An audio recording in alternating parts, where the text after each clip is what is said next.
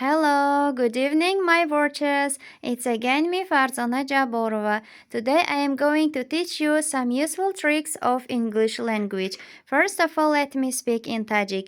امروز با درخواست یکی از تماشابینان تیک تاک من به شما فرقیت های کلمه all که ما بیشتر در زبان انگلیسی استفاده میبریم و کلمه های each و every را میفهمونم. حالا باشد به لوح می‌نگریم. در زبان انگلیسی کلمه all هم در شکل جمع یعنی in plural و هم در شکل تنها یعنی in singular form استفاده برده می شود و این چنین در اسمهای شماریده شونده و اسمهای شماریده نشونده به واسطه استفاده برده می شود. اما کلمه های each و every باشند تنها در اسمهایی که در شکل تنها هستند و این چنین اسمهایی که شماریده می شوند کاربست کرده می شود. بیاید اکنون کلمه های all, every و each را در مثال ها دیده می برایم. حالا باشد اول مثال کلمه all را می بینیم. مثلا all the pupils must learn well. همه خوانندگان باید خوب خوانند. یعنی کلمه جمله زیرین در اینجا در شکل جمع است. یعنی pupils معنای عمومی خوانندگان را دارد. چه خیلی که ما در بالا قید کردیم کلمه all را ما می توانیم در شکل جمع و هم در شکل تنها استفاده بریم. دیگر مثال با واسطه کلمه های each و every. کلمه each اساساً در شکل تنها در اسمهای شماریده شونده استفاده برده می شود. بیایید اکنون مثال را دیده می برایم. Each pupil must learn well. هر یک خواننده باید خیلی خوب خواند.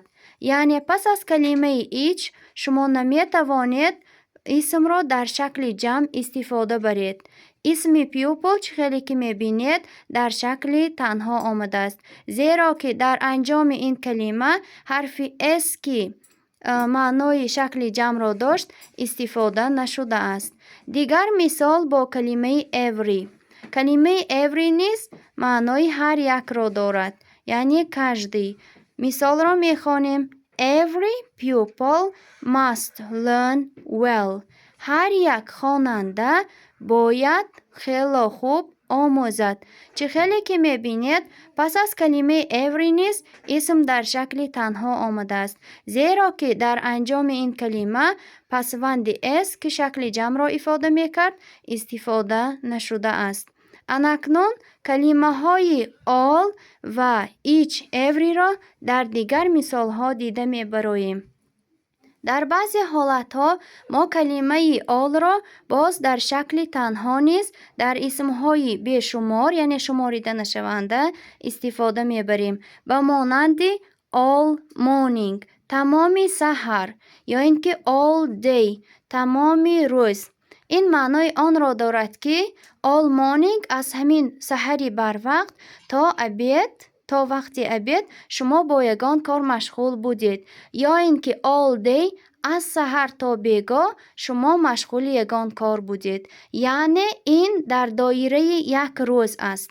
یک روز را میفهماند. مثلا در روزی دوشنبه تمام سحر شما در خانه ماندید یا اینکه در روزی جمعه شما تمام روز در کار بودید در کوچه.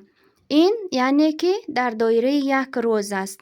So next دیگر مثال با واسطه each و every day کجدی دین هر روز یا اینکه each day هر روز. این هر روز جداگانه را در دایره یک هفته میفهماند. یعنی که یک هفته 7 روز دارد به مانند Monday, Tuesday, Wednesday, Thursday, Friday, Saturday and Sunday. هر یک همین روز جداگانه شما مشغول یگان کار بودید یا به یگان جا روانه بودید.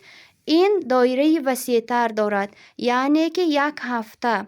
اما all باشد یک روزی پوره را در بر میگیرد یا اینکه یک وقتی معین را در بر میگیرد. مثلا اگر شما گویید که all evening All evening I watched movie. تمامی بیگاه من فیلم تماشا کردم. این نیز در دایره یک روز تنها یک جزئی قسمتی روز را نشان می دهد که پورا شما به یگان کار بخشیده اید. این بود معلومات درباره استفاده برای کلمه های all و each و every می باشد. من فکر می کنم که آن چیزی را که شما از من درخواست نمودید من پورا و بی‌واسطه به شما رسانده توانستم. Thank you for watching. Bye bye.